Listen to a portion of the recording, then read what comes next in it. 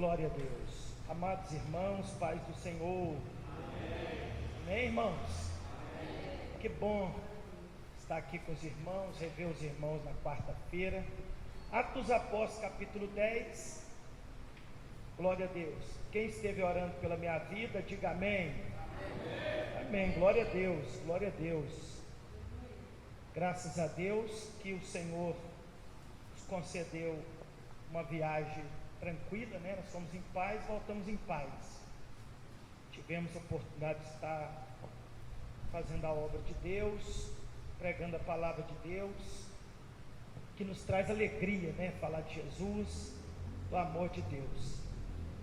Glória a Deus, glória a Deus. Atos dos Apóstolos, capítulo de número 10. Diz assim o texto.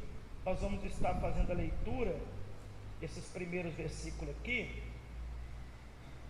E havia em Cesareia um varão por nome Cornélio, centurião da corte chamada italiana, piedoso, temente a Deus, com toda a sua casa, o qual fazia muitas esmolas ao povo e de contínuo orava a Deus. Este, quase a hora nona do dia, viu claramente numa visão um anjo de Deus que se dirigia para ele e diz: Cornélio. Este, fixando os olhos nele, muito atemorizado, disse: Que é, Senhor? E o anjo lhe disse: As tuas orações e as tuas esmolas têm subido para a memória diante de Deus. Agora, pois, envia homens a Jope e manda chamar Simão, que tem por sobrenome Pedro. Este está com certo Simão, curtidor, que tem a sua casa junto ao mar. Ele te dirá o que deves fazer. Amém. Os irmãos podem se assentar. Glórias a Deus. Meus amados irmãos, nós estamos dando continuidade ao nosso ensinamento bíblico dentro do livro de Atos dos Apóstolos. Estamos passando por capítulos, em alguns casos, às vezes a gente acaba entrando de um capítulo para o outro, para poder contextualizar o assunto, e não é diferente o que nós vamos estar falando hoje com os irmãos. Eu quero intitular esse ensinamento de hoje sobre Pedro na casa do centurião Cornélio. Pedro na casa do centurião Cornélio. Nós temos falado para os irmãos que o livro de Atos dos Apóstolos, ele é um livro bastante significativo para a igreja, porque ele nos traz grandes lições acerca da igreja depois que Jesus ele foi assunto ao céu.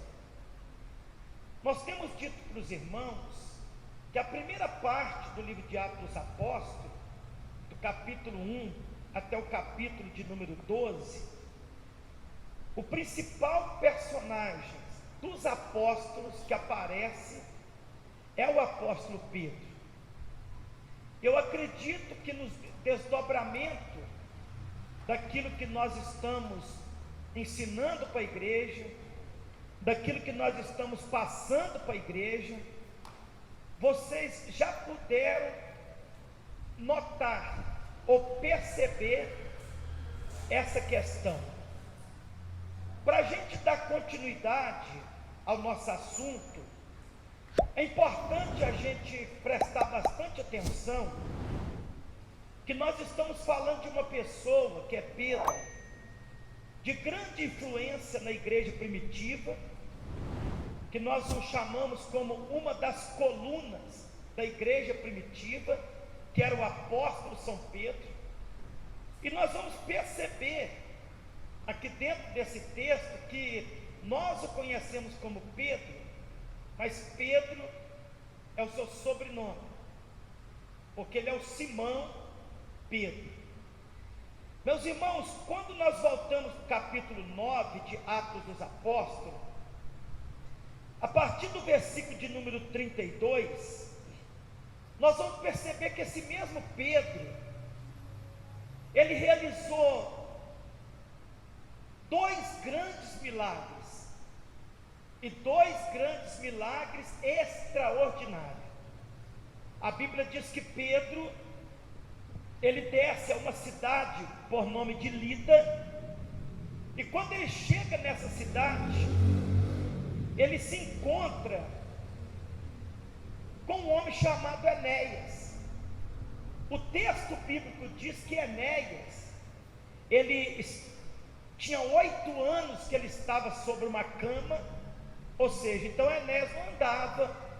Então Enéas, ele era uma pessoa paralítica, que Enéas estava numa situação difícil. Mas quando Pedro chega nessa cidade, ele vai visitar esse homem. O texto não diz, mas talvez alguém chegou perto de Pedro e disse: ô Pedro, você podia dar um pulinho ali na casa de Enéas, fazer uma oração para ele?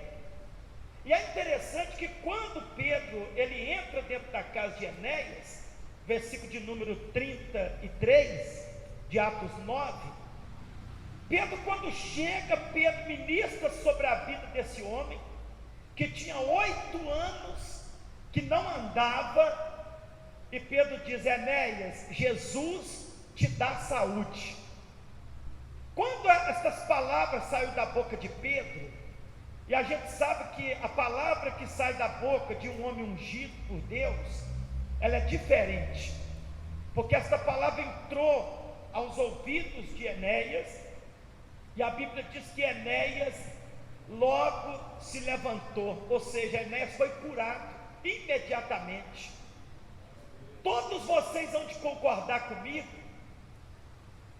que tudo isso aqui aconteceu porque Pedro, ele estava cheio do Espírito Santo.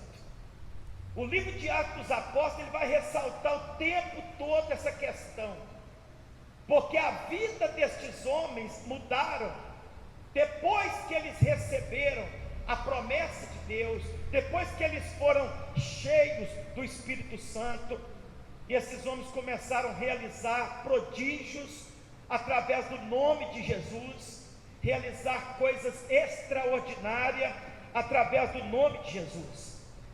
Olha que interessante que quando Pedro está passando alguns dias nessa cidade chamada Lídia, essa cidade chamada Lida, é interessante que numa cidade próxima dali, por nome de Jope, essa cidade ela ficava a alguns quilômetros de distância da cidade de Lida, aconteceu um fato.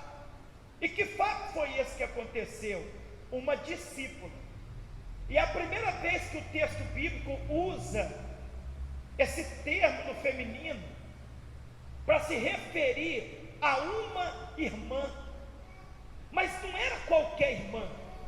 Essa irmã, no versículo de número 38, ela é chamada aqui nos versículos seguintes, versículo 39, de Dorca, que na verdade é a Tabita, chamada de Dorcas. Essa mulher é uma mulher incrível. Nós não sabemos a idade dela, mas essa mulher era uma mulher que ela fazia caridade, ela era uma mulher que ela tinha prazer de ajudar as pessoas, porque a Bíblia diz que ela estava cheia de boas obras, no versículo de número 36, e ela também fazia esmola, ela ajudava o necessitado. Mas como esta mulher, ela estava sujeita também a algumas situações, como todos nós também estamos sujeitos, a Bíblia diz que esta mulher, ela ficou doente, e devido a essa enfermidade, essa doença que esta mulher teve, essa mulher morreu, e aquilo causou um alvoroço naquela cidade, porque aquelas pessoas gostavam muito dessa mulher, aquelas pessoas gostavam muito dessa tal de Tabita, essa Dorca. As pessoas amavam ela, porque ela costurava, irmãos, fazia roupas, túnicas para as pessoas viúvas, as mulheres viúvas, ajudava o necessitado. Dorca, ela tinha prazer de fazer isso, e era uma pessoa piedosa, uma pessoa carinhosa, uma pessoa que gostava de ajudar o seu próximo. E quando ela morreu, aquilo de certa forma abalou a cidade de Jope. As pessoas estavam preocupadas, mas ali dentro da cidade de Jope estavam também alguns discípulos do Senhor. E é tão bom quando uma cidade tem discípulos do Senhor. É tão bom quando dentro de uma cidade, dentro de um bairro, tem homens e mulheres de Deus. Porque esses discípulos, quando ficaram sabendo que Pedro estava na cidade de Lida, eles não perderam a oportunidade, mas mandaram imediatamente algumas pessoas descer da cidade de Lida e falar para que Pedro subisse para a cidade de Jope. Eu fico imaginando esse envolvimento que esses homens tinham com as coisas de Deus, na obra de Deus, no reino de Deus. Porque quando a notícia chegou, imediatamente Pedro não pensou duas vezes, e Pedro subiu para a cidade de Jope. Ele deixou a cidade de Lida, e agora ele sobe para a cidade de Jope. Quando ele chega lá, ele encontra muitas pessoas que estão chorando, muitas pessoas que estão lamentando a morte desta irmã, que estão lamentando a morte de Tabita, a discípula do Senhor, que estão lamentando a morte desta mulher chamada de Dorcas, porque tinha partido. É interessante a gente observar que o cristão também, ele adoece, que o cristão também está sujeito a morrer, mas Deus, ele tem um propósito em cima de todas as coisas. Quando Pedro chega na cidade de Jope, a Bíblia diz que Pedro encontra as pessoas chorando, e as pessoas estão ali lamentando, e as pessoas estão ali desesperadas, porque ela tinha morrido. Mas é interessante, e o que me chama a atenção aqui, é que quando nós olhamos para isso, a gente percebe que Pedro chega ali, encontra aquele tanto de gente chorando, desesperada. Pedro pede todas as pessoas para sair daquele quarto alto, diz o texto, um quarto alto, e fica somente Pedro dentro daquele quarto. E o que Pedro foi fazer? O texto diz que Pedro ajoelhou-se e orou. E isso é muito importante, a gente levar em consideração. O versículo de número 40, o versículo diz que Pedro, fazendo sair a todos, pôs-se de joelho e orou.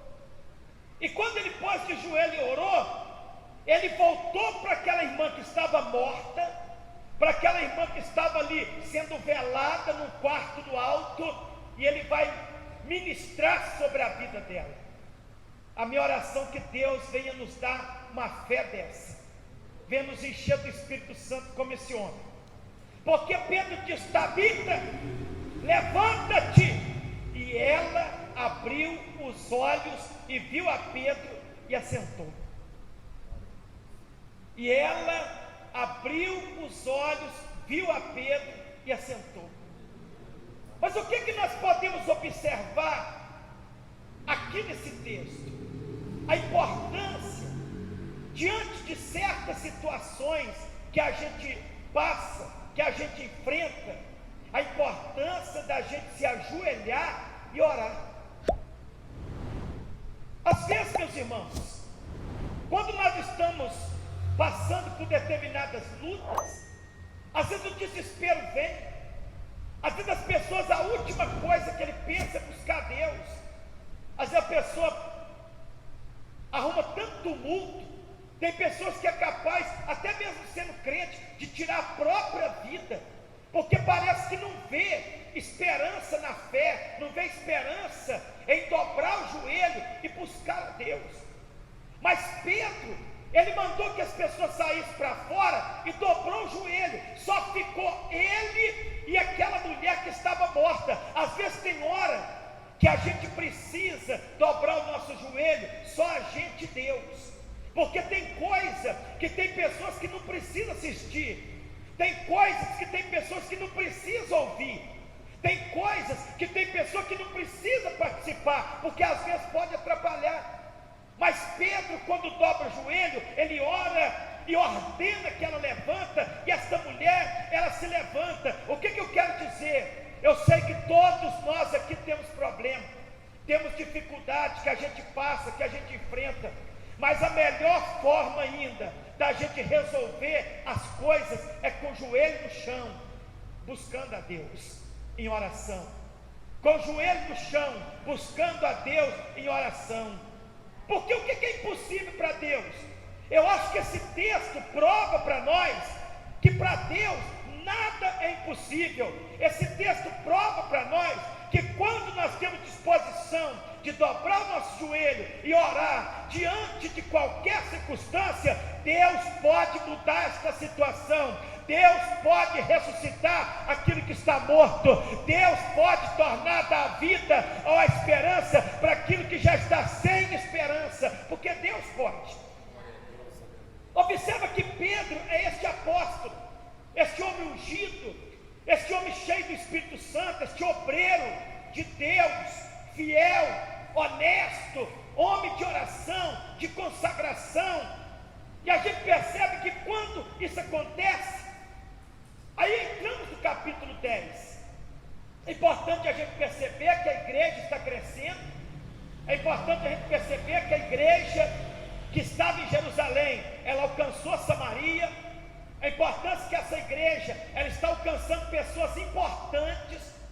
É importante a gente perceber que no capítulo 9, essa igreja está alcançando um homem importantíssimo, que foi Paulo, que foi Saulo de Tarso. Agora nós estamos vendo a igreja rompendo outras fronteiras. A igreja que alcançou Samaria, que é província ainda da Judéia, da Palestina antiga, agora essa igreja, ela está saindo para fora, e essa igreja agora está aproximando daqueles que ninguém dava nada para eles, que eram os gentios. Esses homens não tinham circuncisão, mas aonde que estava esse homem? O capítulo 10, versículo 1, diz que em Cesareia de Filipe havia um homem chamado Cornélio. Ele era centurião da corte chamada italiana. Este homem morava em Cesareia, e de Cesareia, a cidade de Jope, era cerca de 48 quilômetros aproximadamente. Daqui em Belo Horizonte a gente tem cerca de 25 a 30 quilômetros. Essa cidade estava um pouco distante, mas lá tinha um homem que Deus estava trabalhando no coração dele. E aqui tem umas coisas que é importante a gente colocar para os irmãos, que eu vejo aqui, meus irmãos, que não basta simplesmente a pessoa ser um religioso, porque a gente percebe que em Cesareia tinha um homem por nome de Cornélio. O texto diz que ele era o quê? Um centurião. O que é essa palavra ao pé da letra? Chefe de 100. Centurião significa isso, chefe de 100, porque na verdade esse homem era um capitão do exército romano. Ele comandava cerca de 100 soldados que estavam à sua disposição. Este homem era um centurião, chefe de 100, e este homem era uma pessoa importante na província romana. Este homem que tinha essa posição era um gentio. Este homem, ele estava, segundo o pensamento judaico, longe das promessas de Deus, porque para o judeu, Jesus, Deus, ele veio para eles, e não para outros povos, para outras nações. Mas aqui nós temos algumas coisas interessantes sobre esse homem, e algumas coisas que quando eu tirei o dia de hoje, para ler, para reler, para jejuar, para orar, e para a gente pensar um pouco nisso aqui, a gente começa a perceber algumas coisas, que talvez falta até em nós, mas que tinha nele. Mas mesmo ele tendo todos esses adjetivos, que aqui no texto mostra, ele não era um homem salvo. E é isso que deixa a gente surpreso, porque o texto, no versículo de número 2, quando vai falar desse Cornélio, diz que esse homem era um homem piedoso, ele era um homem temente a Deus, ele era um homem que fazia suas esmolas, e era um homem que orava. Então quando você olha para um homem desse, você pensa assim, em nome desse homem, ele nem é da igreja, e ele é melhor do que muitos cristãos. Você pensa que esse homem, que o texto está dizendo, que era um homem piedoso, e essa palavra piedade aqui está relacionada com a pessoa religiosa que ele era. Essa pessoa, esse homem, ele era um homem temente a Deus. Este homem, ele era uma pessoa que fazia suas esmolas, e ele era uma pessoa que orava a Deus. Agora, o mais interessante é que às vezes a pessoa pode fazer tudo isso e mesmo assim não ser uma pessoa salva. O mais interessante nisso aqui é a gente observar que a pessoa pode fazer, Lucida, tudo isso aqui e não ser uma pessoa salva. É por isso que nós temos que tomar muito cuidado, porque às vezes a gente conhece certas pessoas que é tão religioso, a pessoa manifesta um temor a Deus muito grande. Eu tenho temor de Deus no meu coração. Quantas pessoas você já ouviu, que você conhece, que fala isso, mas não é de igreja nenhuma? Às vezes uma pessoa que às vezes, como esse Cornélio aqui, que às vezes até gosta de ajudar o próximo, uma pessoa que até ora, dobra o joelho e ora a Deus, mas mesmo assim, a gente percebe a importância que nós temos, a incumbência que nós temos de apresentar a Cristo para todos, até para o religioso. Porque esse homem fazia tudo isso aqui, aí eu te pergunto, ele conhecia Jesus? E eu te respondo, não. Esse homem conhecia aquilo que se falava da lei, porque pelo que a gente entende do texto, Cornélio, ele até frequentava algumas sinagogas judaicas, e ele tinha um respeito dos próprios judeus acerca da pessoa dele, da posição que ele tinha. Esse homem bom, esse homem maravilhoso, esse homem gente boa, piedoso, mesmo tendo tudo para ser uma pessoa má, tendo tudo para ser uma pessoa ruim, mas esse era Cornélio, homem temente, homem que fazia esmola, homem religioso, homem que fazia suas orações. Mas olha o que diz o texto, que mesmo ele tendo isso, um belo dia, quando ele está orando, eu não sei se aqui o texto tem alguma coisa a ver com o costume judaico, porque a gente que estuda sabe que o judeu, ele tem um costume de orar 3 vezes ao dia. Ele ora às 9 da manhã, ele ora ao meio-dia e ele ora às 3 horas da tarde. E nesse dia, o texto diz que esse homem chamado Cornélio, diz o texto que a hora 9 do dia, às 3 horas da tarde, quando ele estava orando, um anjo apareceu para ele. Aí eu te pergunto, anjos existem ou não existem? Aqui nós temos uma prova ali, concreta, de que anjos, eles existem, e que anjos, eles podem aparecer para o ser humano, às vezes numa visão espiritual, às vezes através de sonhos, eles podem aparecer. O que está acontecendo com Cornélio aqui, ele está tendo uma visão. ele está tendo uma revelação de Deus. O texto diz que claramente, em uma visão, no versículo 3 de Atos 10, ele viu um anjo de Deus que se dirigiu até a ele, e quem diz para ele não foi Deus, quem diz para ele não foi Jesus que está dizendo para ele, é um anjo que está dizendo para ele: Cornélio, Cornélio. Ele fixou os olhos nesse anjo, e esse anjo disse para Cornélio: as tuas orações e as tuas esmolas têm subido à memória de Deus. Você observa, Chinho, no texto, que as orações dele e as esmolas dele, a caridade dele, o bem que ele fazia às pessoas, ele ajudava o próximo, tudo aquilo estava subindo à memória de Deus. Mesmo assim ele não era salvo. Mesmo Deus ouvindo Tiago, a oração dele, mesmo Deus vendo as esmolas dele, o anjo aparece para ele aqui: olha, Deus está vendo as suas esmolas, as suas orações, ela está chegando diante de Deus. Mas a gente percebe, irmão, que esse homem aqui, a gente percebe que ele tinha tudo realmente para se converter a Cristo.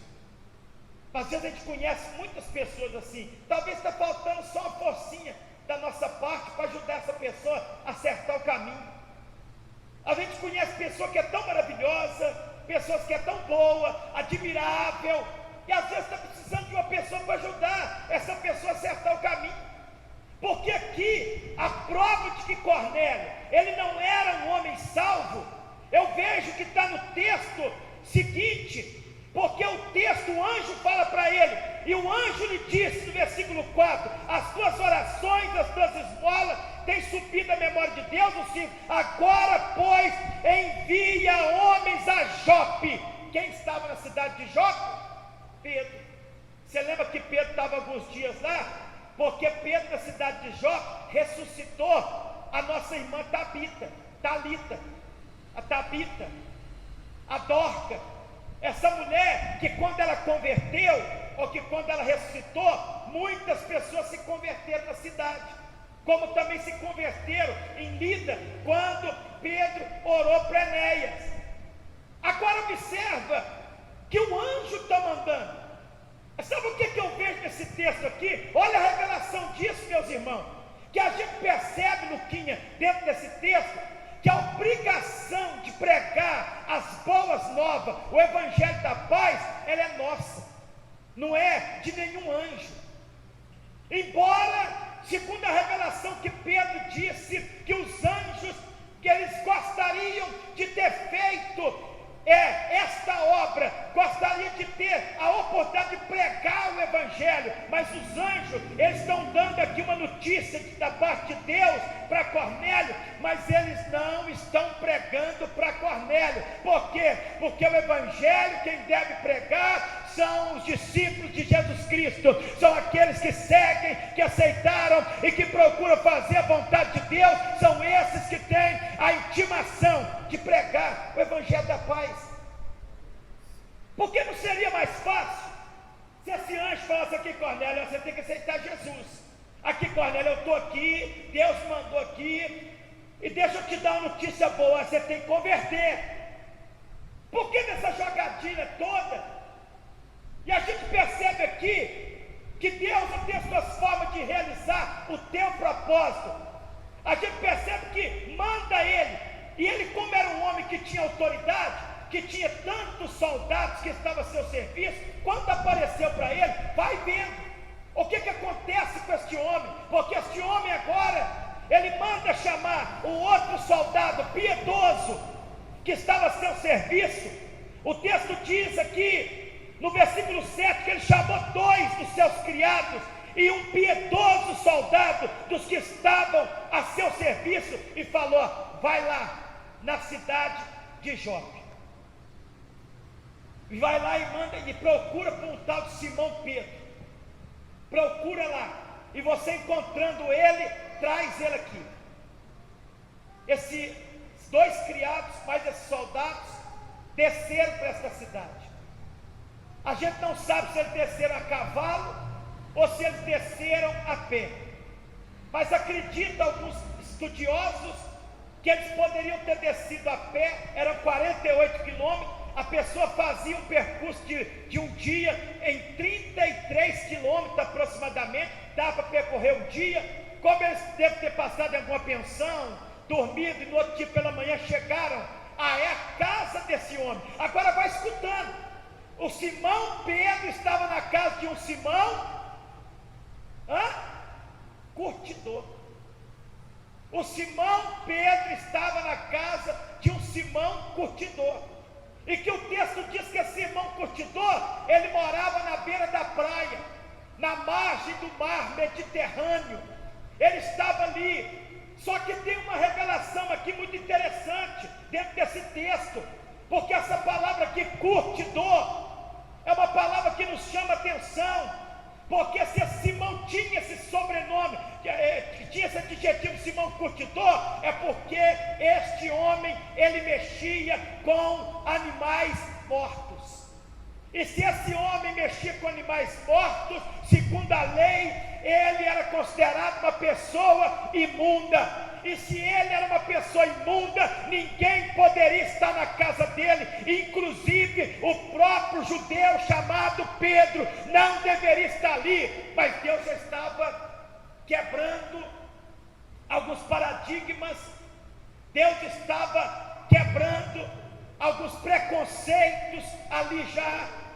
Quando Pedro está na casa deste homem, o Pedro resolve fazer uma oração.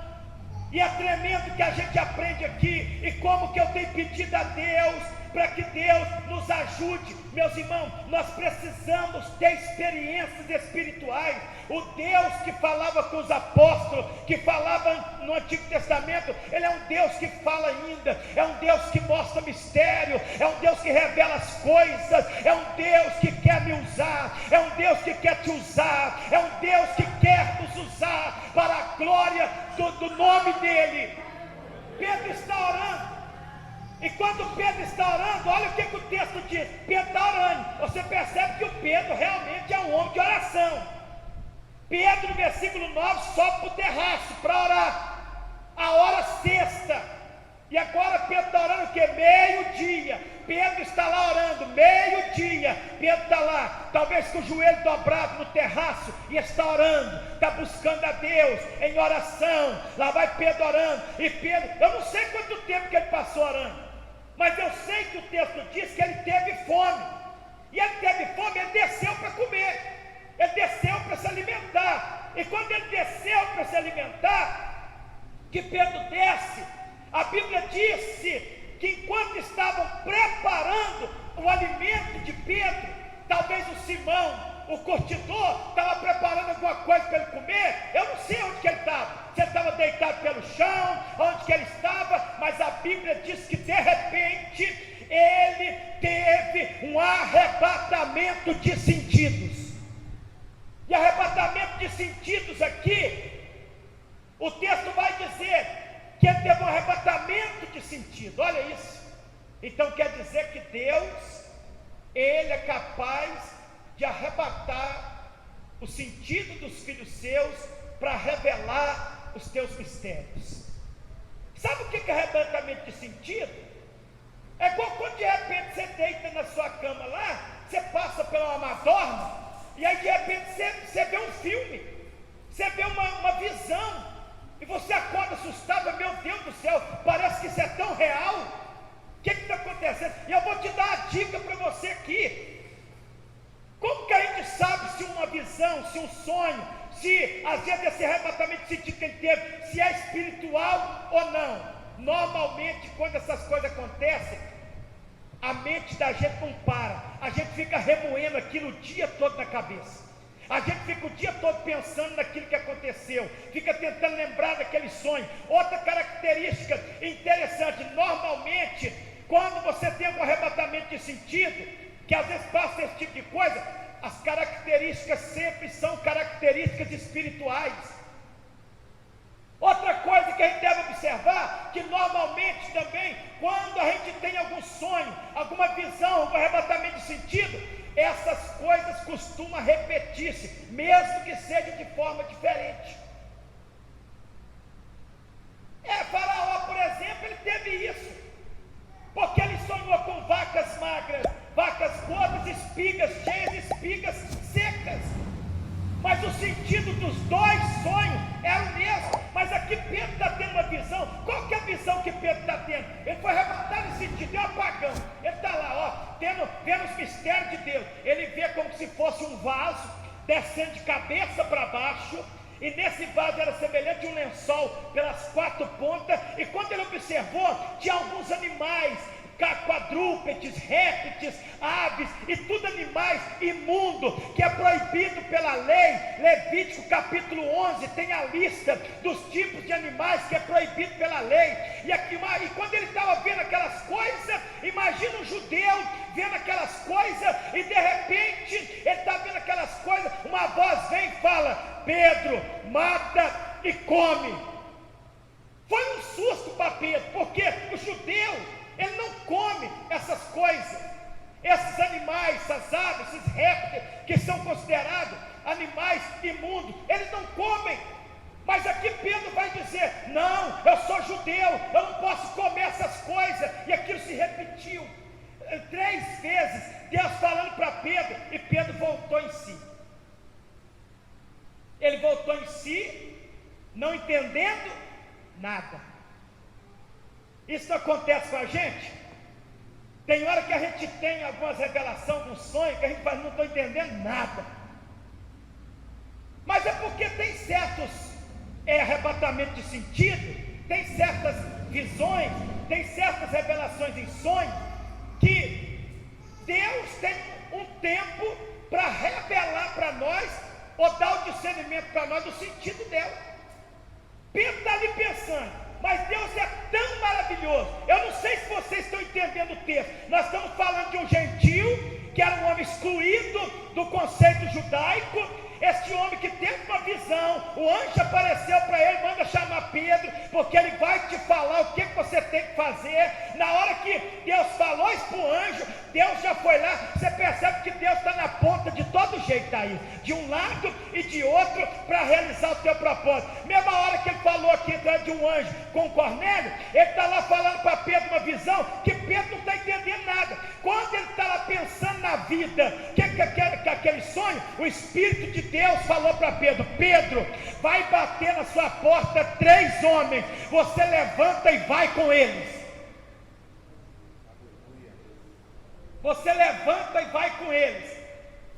A importância às vezes de a gente andar em espírito é aquilo que Jesus falou para Nicodemos em João 3,8.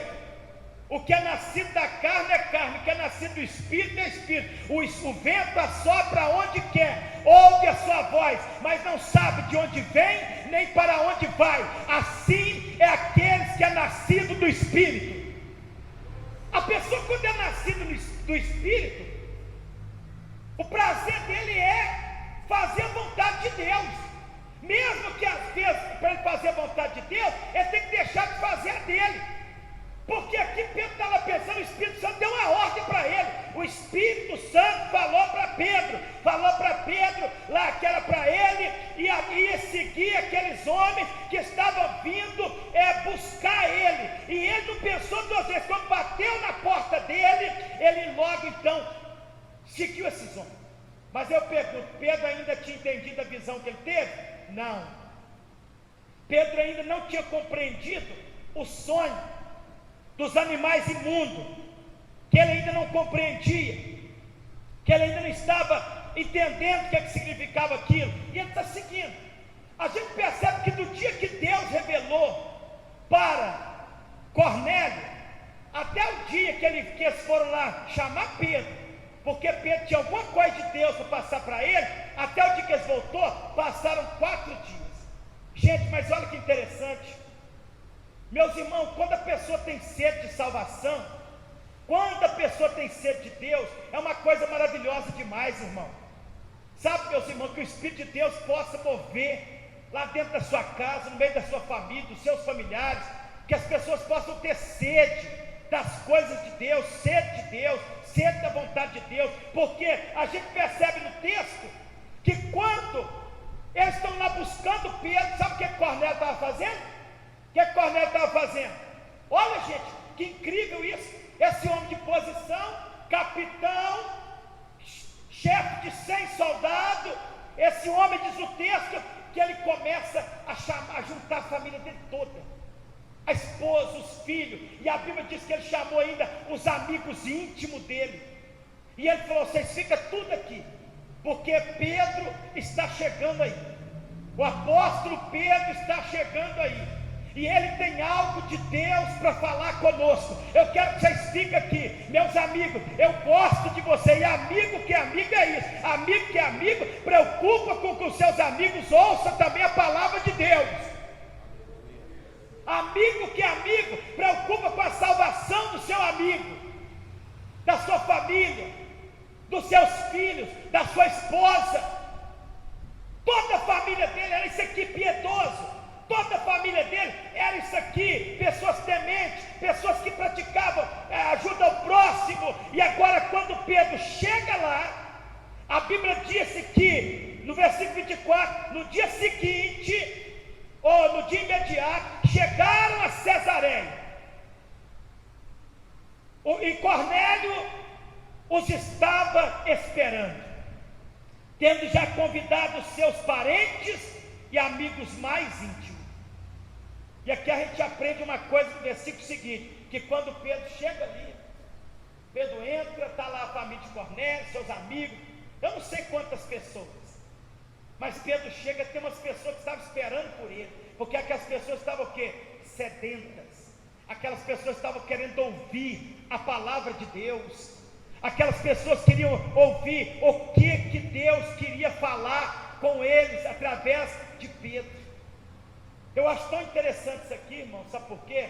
Porque eu penso que as pessoas deveriam chegar na igreja, ter mais reverência, indiferente de quem esteja pregando aqui, mas respeitar o momento que a palavra está sendo pregada, porque aqui sempre vai ter homens, mulheres, que estão servindo a igreja com a palavra de salvação, com a palavra divina. Olha o temor dessas pessoas aqui, eles estavam sedentos.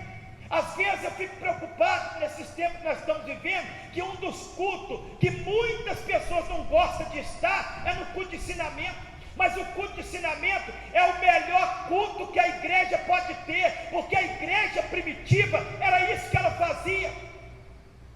Ela se desgastava em ensinar a palavra de Deus. Por quê? Porque todos nós que estamos aqui, nós precisamos aprender a palavra de Deus, irmão. Precisamos conhecer a verdade, senão nos tornamos um religioso, talvez como Cornélio.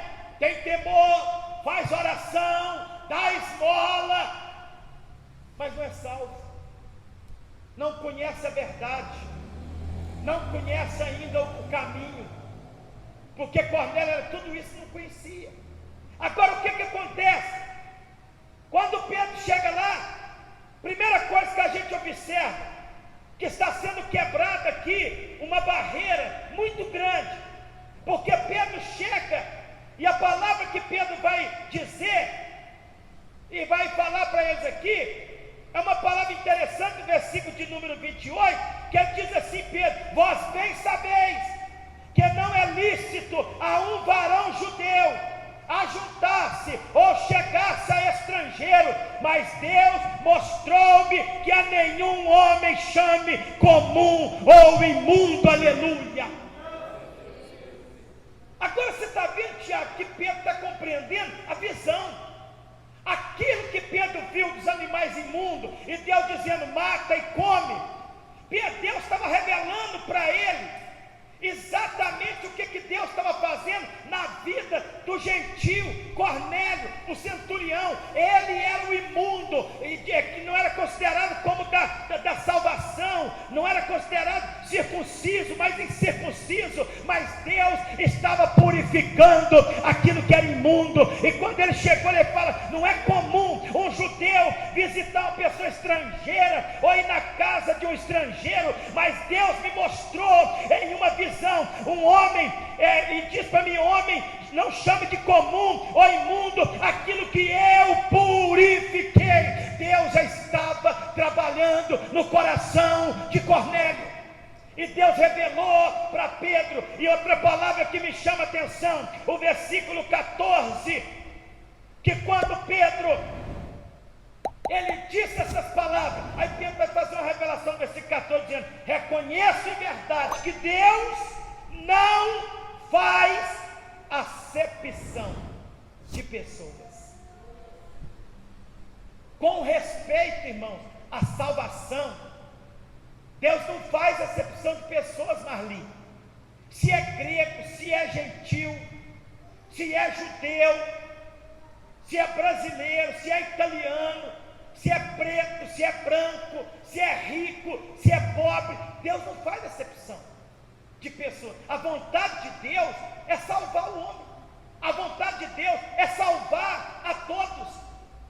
E aqui nós temos uma revelação, exatamente porque do mesmo jeito que você foi alcançado, você que não nasceu no berço cristão, como eu também não nasci no berço cristão, que a gente foi alcançado, nós temos que pensar que tem outras pessoas também que precisam ser alcançadas.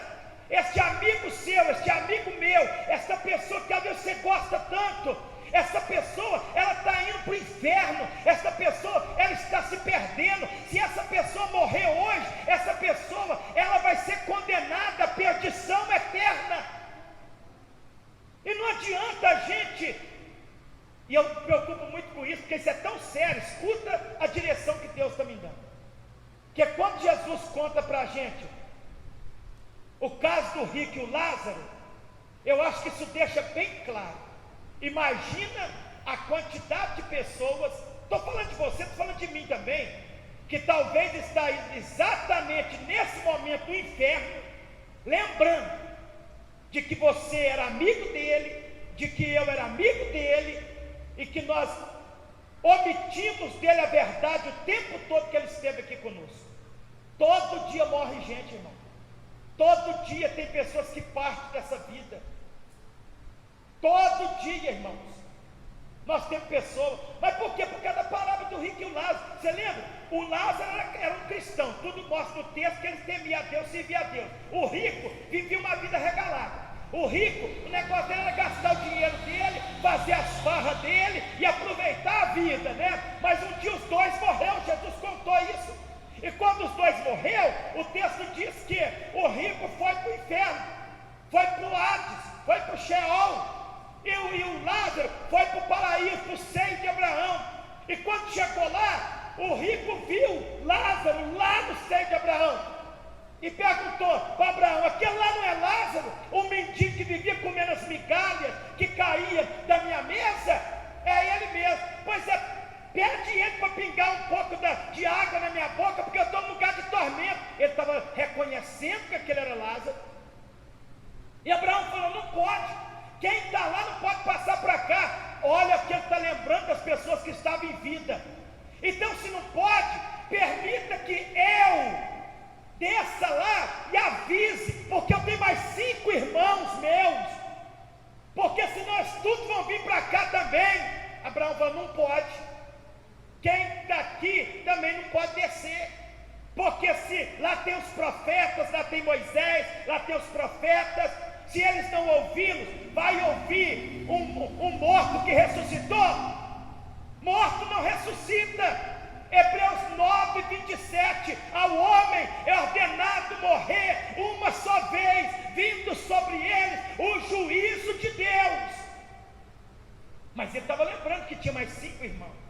Imagina, irmão, que agonia, né? Deve ser as pessoas que estão no inferno. E o inferno é uma prisão temporária, porque o inferno vai ser lançado no lago de fogo. Imagina essas pessoas que morreram e aqui andou com a gente, e a gente omitiu a verdade deles, porque a gente ficou com vergonha, com medo de ofender, de perder a amizade. Mas eles estão nessa situação, perdidos. Mas aqui Pedro, ele não perdeu a oportunidade, porque Pedro reconhece que Deus não faz acepção de pessoas. Agora, sabe o que me chama a atenção, meus irmãos? É que quando Pedro, ele chega ali para pregar, sabe o que Cornélio, ele fala no versículo 33? Logo que mandei chamar, bem fez em vir. Olha o que Cornélio está falando aqui, olha. Agora, pois, estamos todos presentes diante de Deus, para ouvir tudo quanto por Deus te é mandado. Eles reconheceram que a presença de um homem de Deus ali, dentro da casa deles, eles reconheceram que ele, a família deles, os amigos deles que estavam ali, ao tempo que ele vai usar, nós estamos todo mundo na presença de Deus, para ouvir tudo o que Deus te mandou falar. E Pedro começou a pregar, e Pedro começou a falar do amor de Jesus, e Pedro começou a apontar para eles esse Cristo. O Jesus é o Cristo, é o ungido, é o Messias, é o que eles mataram, é o que eles rejeitaram. Ele é verdadeiramente o Filho de Deus. E quando Pedro está pregando uma mensagem cristocêntrica, vocês perceberam, meus irmãos, no decorrer que nós estamos estudando, que o tempo todo que Pedro se levanta para falar, ele sempre tem uma mensagem cristocêntrica. E essa mensagem cristocêntrica, ela está precisando voltar para os nossos altares, porque hoje é tanta pregação e que Jesus é deixado de lado, e as pessoas estão pregando mais um bem-estar próprio, teologia da prosperidade, a riqueza, e é isso, é campanha disso, daquilo, e a mensagem de Cristo, ela é deixada de lado. Nós estamos precisando de uma geração que se levanta e venha novamente falar que Jesus Cristo morreu, mas ao terceiro dia ressuscitou. É esse Jesus que salva, é esse Jesus que liberta, é esse Jesus que cura, é esse Jesus que transforma, é esse Jesus que leva para o céu, é esse Jesus. Calabachandaraia, decalabassuri me canta, labassurianda. É esse Jesus, uma mensagem cristocêntrica, porque talvez o motivo de nós não termos hoje, presbítero Márcio, muitas conversões na nossa igreja mais, talvez seja por isso, porque está cheio de pregadores coach, palestrantes de autoajuda, que só com mensagem que vem massagear o ego, que Jesus te ama, que Ele te adora, você é uma maravilha de Deus. Esquece de pregar Cristo. Jesus é o caminho, é a verdade, é a vida. Não tem outro meio de chegar-se a Deus a não ser através dele. Uma mensagem cristocêntrica, ele prega, e é essa palavra que Deus tem compromisso com ela. Alguém está compreendendo isso aqui? É esta palavra cristocêntrica que Deus tem compromisso com ela. Observa, Rafael, que quando ele prega, o que é que acontece, irmão? Olha que coisa tremenda. O que é que acontece? Essas pessoas, no versículo de número 48 ou 44, diz o texto, dizendo Pedro estas palavras, caiu o Espírito Santo sobre todos os que ouviam a palavra. O que isso significa? Aqui a gente percebe, Aline, e a gente aprende aqui, que uma pessoa, ele pode receber o Espírito Santo antes mesmo de ser batizado nas águas. Uma pessoa pode receber ou ser batizado com o Espírito Santo antes mesmo de ser batizado nas águas. Porque Cornélio, sua família, seus amigos, ninguém ainda era batizado nas águas. Ninguém ainda fazia parte da igreja. Mas quando eles ouviram a palavra, você está vendo que a palavra de Deus tem poder? Você está vendo que quando a palavra de Deus é pregada com verdade, a gente abre o coração para ser alimentado por essa palavra que é pura, que é verdadeira. Você está vendo que a pessoa pode ser batizada até mesmo quando a palavra está sendo pregada. Eu já tive algumas experiências assim. Ainda na igreja Deus é amor. No Santa Cruz, pregando, e ver Deus batizando pessoas através da pregação da palavra de Deus, porque essa palavra tem poder, irmão. Pedro prega, a família de Cornélio se converte, a gente pensa que seus amigos também se convertem, todas essas pessoas aqui se convertem, e aí a gente vê, por quê? Por que a gente tem certeza que eles receberam o Espírito Santo? Porque Pedro diz, porque nós ouvimos eles falar em línguas, e magnificar a Deus. E aí Pedro chegou à conclusão, que realmente, uma pessoa que realmente recebeu o Espírito Santo, que foi batizada no Espírito Santo, tem como impedir uma pessoa dessa ser batizada nas águas, irmão? Não. Automaticamente, se a pessoa que é batizada no Espírito Santo, você pode ter certeza que a obra completa de Deus já foi feita na vida dessa pessoa. E isso foi o que Pedro fez. Pedro então batizou essas pessoas. O versículo 48 mandou, quem mandou foi Pedro, que fossem batizados em nome do Senhor. E essa expressão que mandaram que foram batizados em nome do Senhor é só uma força de expressão para dessas pessoas que estavam se convertendo a se submeter ao batismo que foi ordenado por Jesus em Mateus 28, 19, e fazer discípulos batizando em nome do Pai, do Filho e do Espírito Santo, ensinando a guardar todas as coisas. Essas pessoas aqui estavam sendo batizadas agora nas águas. Sabe por quê? Porque o que nos admite a igreja de Deus na terra é o batismo nas águas. O batismo, por isso que quando a pessoa aceita Jesus, a gente fica esperando, a gente dá o discipulado, procura saber se essa pessoa está liberta, se essa pessoa está transformada, se essa pessoa realmente ela quer passar pelo batismo. Porque quando ela batiza nas águas, ela está assumindo compromisso com Deus, ela está assumindo compromisso com a igreja de Deus aqui na terra, porque a igreja aqui somos nós, a igreja aqui não é você, a igreja somos nós, é um povo que se ajunta, é uma comunidade que se reúne. Isso é igreja. Igreja é exatamente isso aqui.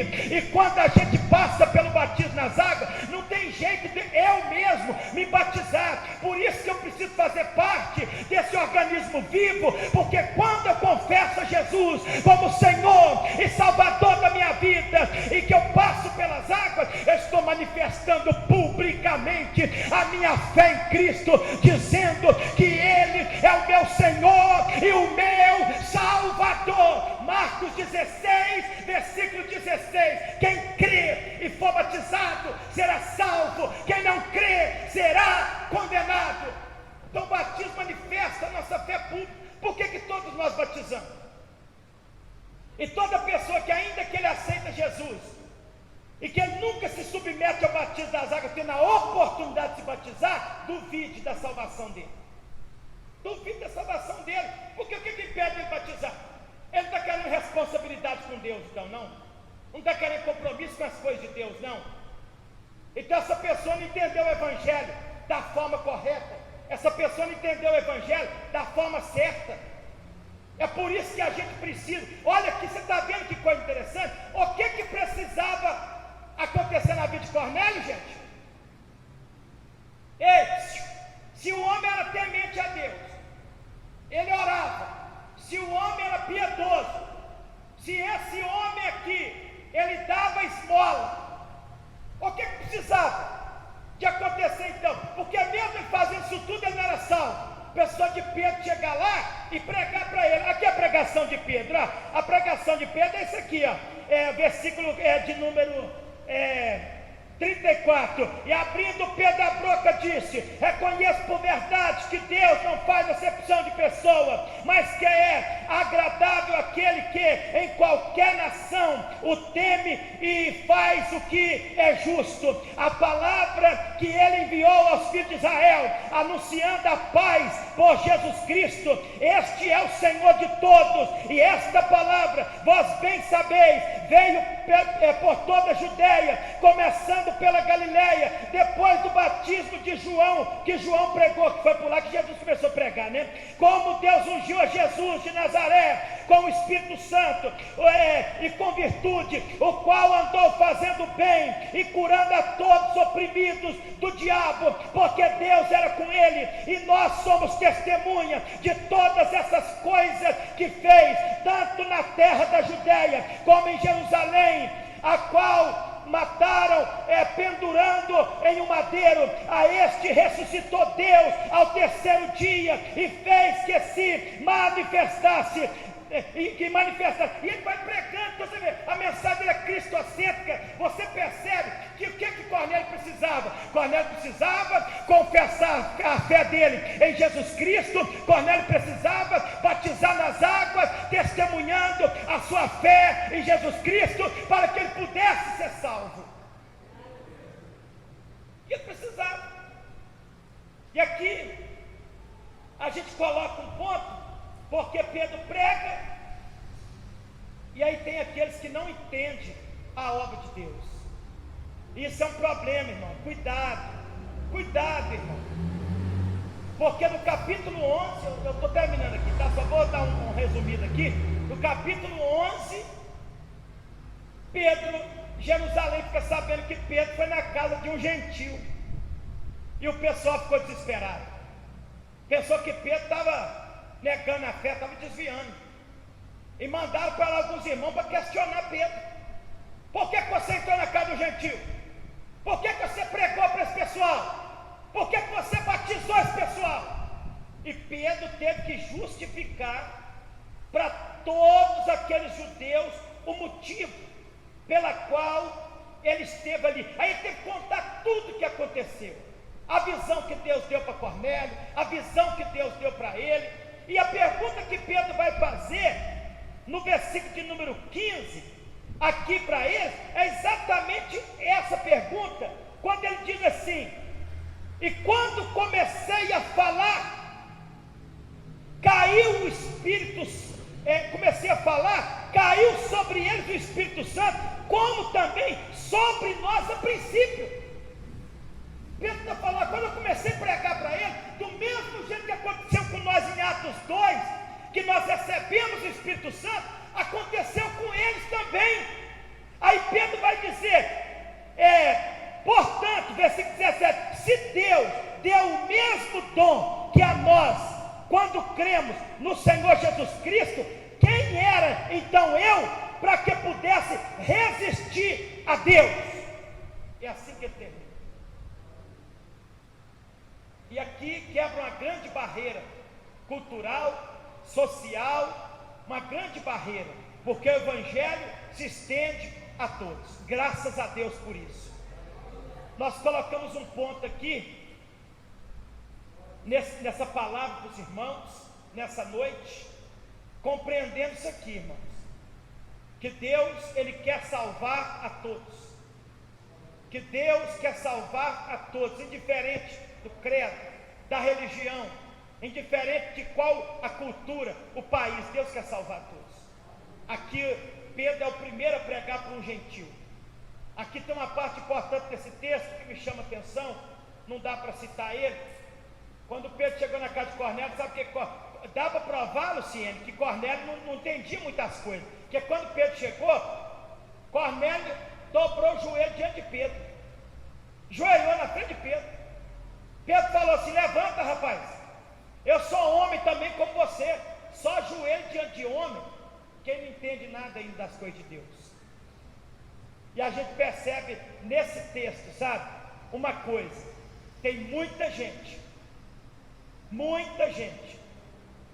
que estão adorando a criatura mais do que o Criador. Tem muita gente adorando o evangelista mais do que o Evangelho. E isso é sério. Que o nosso coração esteja voltado para Deus, que possamos ser homens e mulheres cheios do Espírito Santo e possamos testemunhar da nossa fé, indiferente aonde a gente estiver, porque Deus, Ele conta contigo. Conta-se uma história que os anjos chegou para Jesus no céu e falou assim: Jesus, mas você voltou para cá, tudo que você começou lá vai terminar. E Jesus falou assim: não, eu acredito que eu treinei 12 homens lá embaixo, capacitei eles para eles dar testemunho daquilo que eu fiz e continuar fazendo aquilo que eu fiz quando eu estive com eles lá. Então isso é só um modo de colocar de que tudo que Deus faz nesse mundo é através da igreja dele, que Ele quer fazer através da igreja, através de nós nesse mundo. Deus te abençoe, fica de pé.